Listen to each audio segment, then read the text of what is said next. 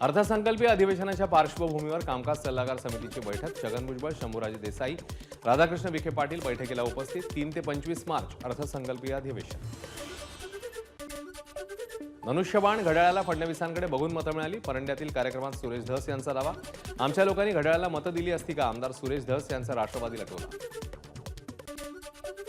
धाराशिवच्या एका कार्यक्रमात आमदार सुरेश धस यांनी सत्कार नाकारला. संतोष देशमुख हत्या प्रकरणात न्याय मिळत नाही तोपर्यंत स्वागत सत्कार स्वीकारणार नाही, सुरेश धस यांची भूमिका.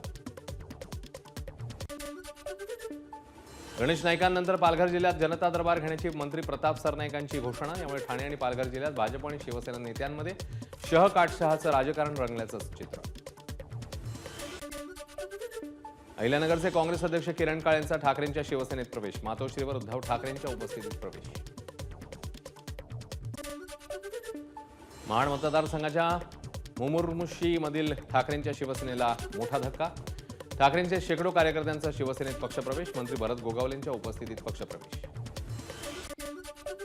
मराठा समाजाच्या परिषदेसाठी मुख्यमंत्र्यांनी 10 मार्चपर्यंत वेळ द्यावा, अन्यथा अधिवेशन काळातच आंदोलन करणार.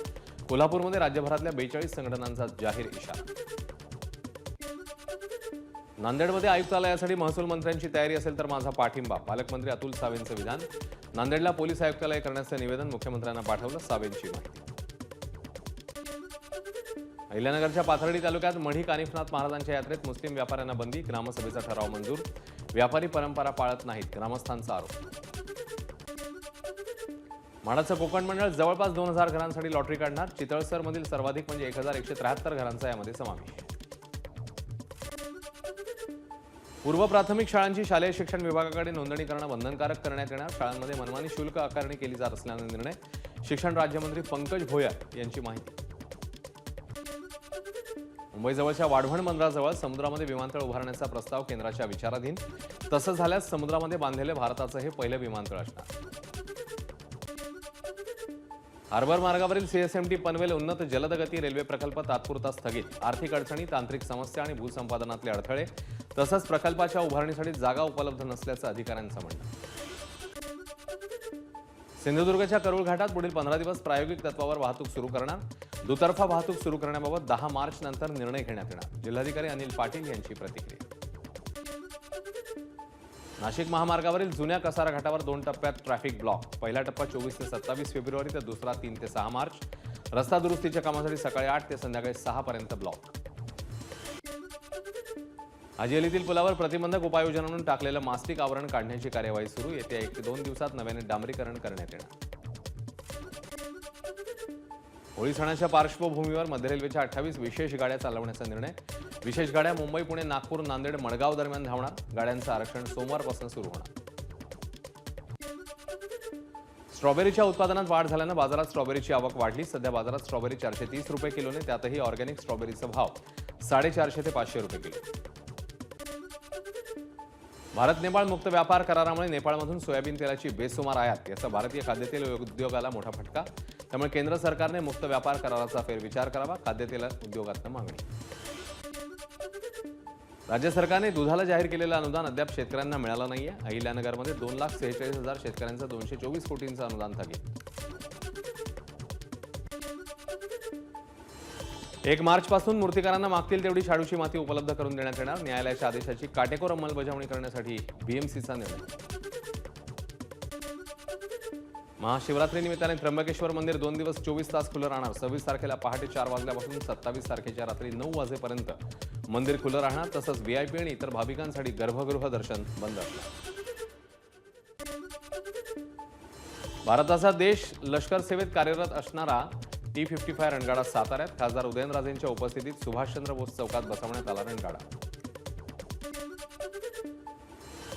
भंडाऱ्यात पंतप्रधान घरकुल योजनेचा पहिला हप्ता मिळाल्यानं महिलांच्या चेहऱ्यावर आनंद. दोन्ही उपमुख्यमंत्र्यांच्या उपस्थितीत 10 लाख घरकुल लाभार्थ्यांना दुसऱ्या टप्प्याचा पहिला हप्ता प्रदान. शेतशिवारात पाणंद रस्ते मजबूत करणार. तसंच ज्या शेतकऱ्यांच्या जमिनी भोगवटादार वर्ग 2 आहे त्यांना वर्ग 1 करण्यासाठीची मोहीम हाती घेणार. महसूल मंत्री चंद्रशेखर बावनकुळेंची घोषणा. यवतमाळच्या अवैध वाळू माफियांची यादी तयार करा. उमरखेड उपविभागातील महसूल अधिकाऱ्यांची चंद्रशेखर बावनकुळेंकडून खरडपट्टी. अधिकाऱ्यांच्या नाकारतेपणामुळे महसूल खात्याचं नाव खराब, बावनकुळेंनी सुनावलं. गडचिरोलीच्या एटापल्ली तालुक्यातील हेडरीत 1,37,00,000 धान घोटाळा, गैरव्यवहार प्रकरणी 5 जणांविरोधात गुन्हा दाखल. तब्बल वर्षभरानंतर संस्था प्रमुख आणि सचिवाला अटक, तर संस्था अध्यक्ष फरार. स्वेच्छानिवृत्ती मंजूर करण्यासाठी मागितली लाच, 1.5 लाखांची लाच घेताना महाविद्यालय सचिव धनाजीराव पाटील जाळ्यात. लाचलुचपत प्रतिबंधक विभागाने सापळा रचत सचिवाला पकडलं रंगेहात.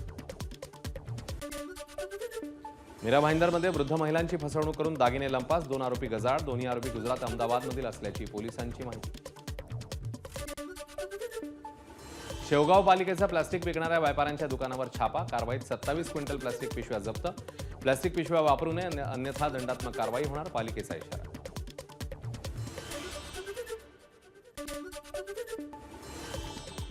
$15 लाखांची अवैध दारू जप्त, दोघे अटकेत. यवतमाळ जिल्ह्यातल्या राळे गावातील राज्य उत्पादन शुल्क विभागाची कारवाई, गोव्यातून कमी किमतीत विदेशी मद्य आणून करत होते विक्री. बुलढाण्यात शेतातून तब्बल 12 कोटी 61 लाखांची अफू जप्त, अफूच्या शेतीमागे राजकीय नेता असण्याची शक्यता. पोलिसांनी कसून चौकशी करावी, काँग्रेस प्रदेशाध्यक्ष हर्षवर्धन सपकाळ यांचं गृह खात्यावर निशाण. अकोल्याच्या पातूर तालुक्यात सागवान लाकडाची तस्करी, 30 दिवसात तस्करी करणाऱ्या टोळ्या गजाड, 3,53,000 रुपयांचा मुद्देमाल जप्त करत 2 आरोपींना घेतलं ताब्यात. सोन्याची दुकानं लुटणाऱ्या टोळीचा म्होरक्या नरेंद्र अहिरवार पोलिसांकडून जेरबंद. हरियाणातल्या नाशिक पोलिसांनी घेतलं ताब्यात, अंबड पोलिसांकडून अधिक तपास सुरू.